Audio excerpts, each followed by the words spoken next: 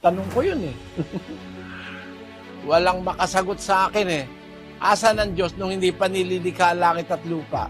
Yung tanong na yan, matagal ko nang tinanong yan.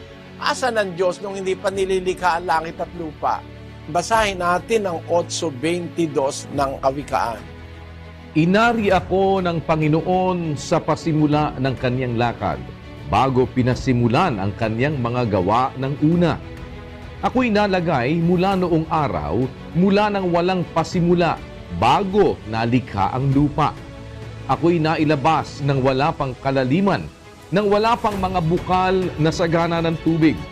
Bago ang mga bundok ay nalagay, bago ang mga burol ay ako'y nailabas. Samantalang hindi pa niya nililikha ang lupa, ni ang mga parang man, ni ang pasimula man ng alabok ng sanglibutan. Nang kanyang itatag ang langit, nandoon ako. Nang siya'y maglagay ng balantok sa balat ng kalaliman, nang kanyang pagtibayin ang langit sa itaas, nang maging matibay ang mga bukal ng kalaliman. Nang bigyan niya ang dagat ng kanyang hangganan, upang huwag salangsangin ng tubig ang kanyang utos, nang kanyang iayos ang mga patibayan ng lupa. Nasa siping nga niya ako, na gaya ng matalinong manggagawa, at ako ang kanyang ligaya sa araw-araw, na nagagalak na lagi sa harap niya, na nagagalak sa kanyang tinatahanang lupa.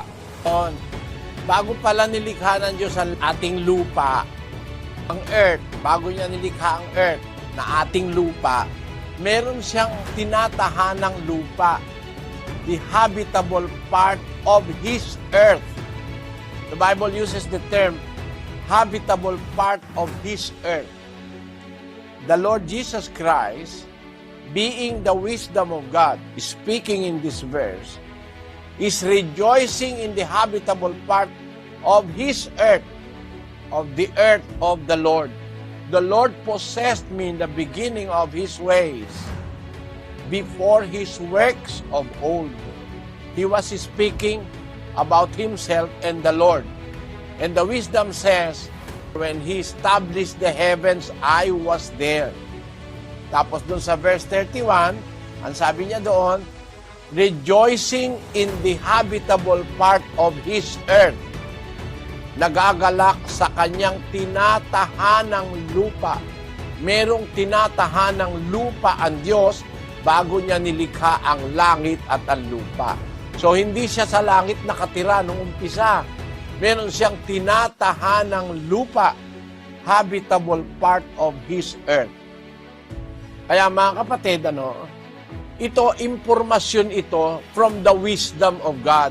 Yung nagsasalita sa 8:22 ng Proverbs is the wisdom of God. And that wisdom, as revealed by the Apostle Paul, is the Lord Jesus Christ. 1 Corinthians 2:8, start it from verse 6, Brother Daniel.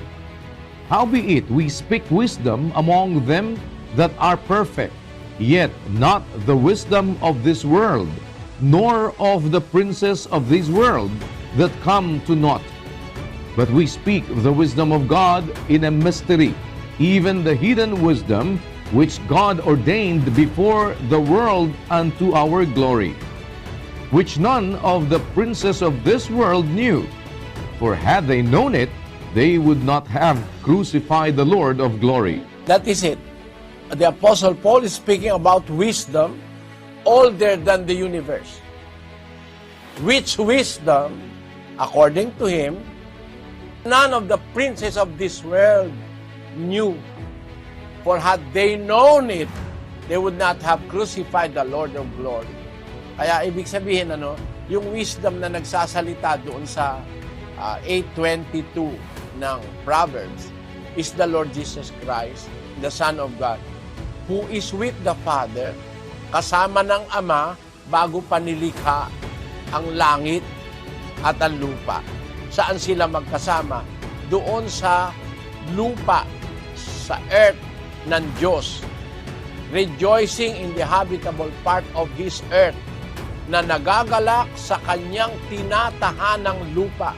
May tahanang lupa o earth, mundo, sariling mundo ng Diyos. Doon siya nakatahan kasama ang kanyang anak. Magkasama na kasi sila bago pa nilikha ang sanlibutan. Kaya nga hindi tao yan si Kristo eh. Basahin natin ang 17:24 ng Juan.